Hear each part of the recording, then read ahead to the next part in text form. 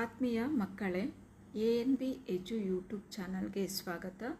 ಈ ಒಂದು ವಿಡಿಯೋದಲ್ಲಿ 6ನೇ ತರಗತಿ ಗಣಿತ ಪ್ರಕಾಶ ಭಾಗ 1ರಲ್ಲಿನ ಮೊದಲನೇ ಅಧ್ಯಾಯ ಗಣಿತದಲ್ಲಿ ವಿನ್ಯಾಸಗಳು. ಈ ಒಂದು ಅಧ್ಯಾಯದಲ್ಲಿನ ಸಂಖ್ಯಾ ಶ್ರೇಣಿಗಳನ್ನು ಕುರಿತು ಅವುಗಳ ನಡುವಿನ ಸಂಬಂಧವನ್ನು ಕುರಿತು ಅಭ್ಯಾಸಿಸೋಣ. ಈ ವಿಡಿಯೋದಲ್ಲಿ ಮೊದಲಿಗೆ ಸಂಖ್ಯಾ ಶ್ರೇಣಿಗಳನ್ನು ಕುರಿತು ಅಭ್ಯಾಸಿಸೋಣ. ಸಂಖ್ಯಾ ಶ್ರೇಣಿಗಳನ್ನು ನಾವು ಸ್ವಾಭಾವಿಕ ಸಂಖ್ಯೆಗಳು ಎಂದು ಸಹ ಕರೆಯುತ್ತೇವೆ. ಸ್ವಾಭಾವಿಕ ಸಂಖ್ಯೆಗಳೆಂದರೆ ಒಂದರಿಂದ ಪ್ರಾರಂಭವಾಗುವ ಎಣಿಕೆ ಸಂಖ್ಯೆಗಳನ್ನು ನಾವು ಸ್ವಾಭಾವಿಕ ಸಂಖ್ಯೆಗಳು ಅಥವಾ ಎಣಿಕೆ ಸಂಖ್ಯೆಗಳು ಎಂದು ಕರೆಯುತ್ತೇವೆ. 1ರಿಂದ 1, 2, 3, 4, 5 ಅನಂತದವರೆಗೂ ಬರುವಂತಹ ಸಂಖ್ಯೆಗಳನ್ನು ನಾವು ಸ್ವಾಭಾವಿಕ ಸಂಖ್ಯೆಗಳು ಎಂದು ಕರೆಯುತ್ತೇವೆ. ಈ ಒಂದು ಗಣವನ್ನು ನಾವು n ಎಂಬ ಅಕ್ಷರದಿಂದ ಸೂಚಿಸುತ್ತೇವೆ. ನಂತರದ ಒಂದು ಸಂಖ್ಯಾ ಶ್ರೇಣಿ ಪೂರ್ಣ ಸಂಖ್ಯೆಗಳು. 0ಯನ್ನು ಸೇರಿರುವ ಸ್ವಾಭಾವಿಕ ಸಂಖ್ಯೆಗಳ ಗಣವನ್ನು ನಾವು ಪೂರ್ಣ ಸಂಖ್ಯೆಗಳು ಎಂದು ಕರೆಯುತ್ತೇವೆ. 0, 1, 2, 3 ಹೀಗೆ ಅನಂತದವರೆಗಿನ ಸಂಖ್ಯೆಗಳನ್ನು ಪೂರ್ಣ ಸಂಖ್ಯೆಗಳು ಎಂದು ಕರೆಯುತ್ತೇವೆ.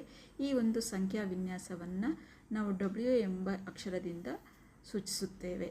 ಎಲ್ಲ ಸ್ವಾಭಾವಿಕ ಸಂಖ್ಯೆಗಳು ಸಹ ಪೂರ್ಣ ಸಂಖ್ಯೆಗಳಾಗಿರುತ್ತವೆ. ನಂತರದ ಸಂಖ್ಯಾ ಶ್ರೇಣಿ ಪೂರ್ಣಾಂಕಗಳು. ಋಣ, ಶೂನ್ಯ, ಧನ ಸಂಖ್ಯೆಗಳನ್ನು ನಾವು ಪೂರ್ಣಾಂಕಗಳು ಎಂದು ಕರೆಯುತ್ತೇವೆ. 0ಯ ಎಡಬದಿಯಲ್ಲಿನ ಸಂಖ್ಯೆಗಳನ್ನು ಋಣ ಪೂರ್ಣಾಂಕ ಎಂದು, 0ಯ ಬಲಬದಿಯಲ್ಲಿರುವಂತಹ ಸಂಖ್ಯೆಗಳನ್ನು ಧನ ಪೂರ್ಣಾಂಕಗಳೆಂದು ಕರೆಯುತ್ತೇವೆ. ಎಲ್ಲ ಪೂರ್ಣ ಸಂಖ್ಯೆಗಳು ಸಹ ಪೂರ್ಣಾಂಕಗಳಾಗಿರುತ್ತವೆ. ಈ ಒಂದು ಸಂಖ್ಯೆಗಳನ್ನು ನಾವು Z ಅಥವಾ I ಎಂಬ ಅಕ್ಷರದಿಂದ ಸೂಚಿಸುತ್ತೇವೆ. ನಂತರದ ಒಂದು ಸಂಖ್ಯಾ ಶ್ರೇಣಿ ವರ್ಗ ಸಂಖ್ಯೆಗಳು. ವರ್ಗ ಸಂಖ್ಯೆಗಳು ಒಂದು ಸಂಖ್ಯೆಯನ್ನು ಅದೇ ಸಂಖ್ಯೆಯಿಂದ ಗುಣಿಸಿದರೆ ನಮಗೆ ವರ್ಗ ಸಂಖ್ಯೆಗಳು ದೊರೆಯುತ್ತದೆ.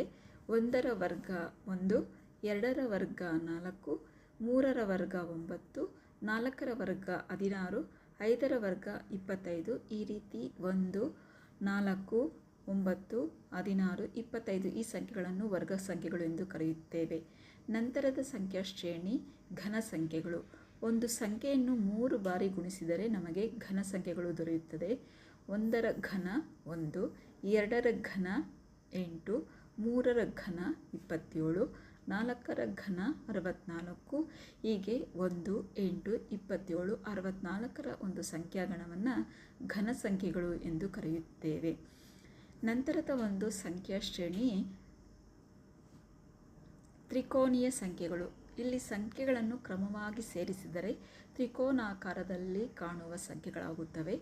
ಈ ಸಂಖ್ಯೆಗಳು 1, 3, 6, 10, 15, 21 ಈ ಸಂಖ್ಯೆಗಳನ್ನು ತ್ರಿಕೋನೀಯ ಸಂಖ್ಯೆಗಳೆಂದು ಕರೆಯುತ್ತೇವೆ. ನಂತರದ ಒಂದು ಸಂಖ್ಯಾ ಶ್ರೇಣಿ ವಿರಹಾಂಕ ಸಂಖ್ಯೆಗಳು. ವಿರಹಾಂಕ ಸಂಖ್ಯೆಗಳೆಂದರೆ ಇಂದಿನ 2 ಸಂಖ್ಯೆಗಳ ಮೊತ್ತ ವಿರಹಾಂಕ ಸಂಖ್ಯೆಗಳಾಗಿರುತ್ತವೆ. 0 1ನ್ನು ಕೂಡಿದಾಗ 1, 1 1ನ್ನು ಕೂಡಿದಾಗ 2, 1 2ನ್ನು ಕೂಡಿದಾಗ 3 ಈ ರೀತಿ ಮುಂದಿನ ಸಂಖ್ಯೆ ನಮಗೆ ಸಿಗುತ್ತಾ ಹೋಗುತ್ತದೆ. ಈ ರೀತಿಯ ಸಂಖ್ಯೆಗಳನ್ನು ವಿರಹಾಂಕ ಸಂಖ್ಯೆಗಳು ಎಂದು ಕರೆಯುತ್ತೇವೆ. ಅದೇ ರೀತಿ ಸರಿ ಸಂಖ್ಯೆಗಳು, ಬೆಸ ಸಂಖ್ಯೆಗಳು ಇವುಗಳನ್ನು ಅಭ್ಯಾಸ ಮಾಡಿದ್ದೀರಿ. ಈ ವಿಡಿಯೋ ಇಷ್ಟವಾದಲ್ಲಿ ಲೈಕ್ ಮಾಡಿ, ಶೇರ್ ಮಾಡಿ, ತಪ್ಪದೆ ನನ್ನ ಚಾನಲನ್ನು ಸಬ್ಸ್ಕ್ರೈಬ್ ಮಾಡಿಕೊಳ್ಳಿ.